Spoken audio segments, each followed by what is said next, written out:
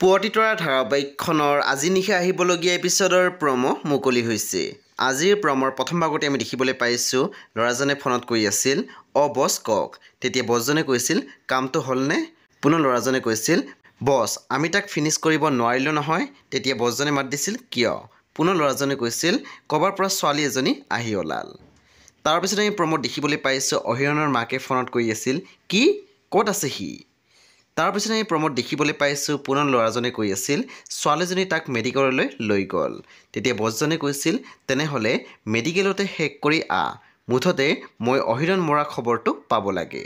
তাৰপিছত আমি প্ৰমোত দেখিবলৈ পাইছোঁ অহিৰণৰ মাকে কৈ আছিল, অহিৰণৰ জীৱনটো বচোৱাৰ কাৰণে আপোনাক ধন্যবাদ। তেতিয়া আমি দেখিবলৈ পাইছোঁ কথাখিনি শুনি জুনি পিছপিনে ঘূৰি চাইছিল আৰু মাকক দেখি আচৰিত হৈছিলে। সেই বন্ধু বান্ধৱীসকল আজি নিশা 9 বজাত ৰং টিভিত আহিবলগীয়া পুৱতি তৰা ধাৰাবাহিকখন খুবেই বেছি ইণ্টাৰেষ্টিং হ'বলৈ গৈ আছে। সেই আপোনালোকে চাবলৈ একেবাৰে নাপাহৰিব। পৰৱৰ্তী আপডেটৰ বাবে আপোনালোকে মোৰ চেনেলটো ছাবস্ক্ৰাইব কৰি কাষত থকা বেল আইকন টিপি দিবলৈ একেবাৰে নাপাহৰিব।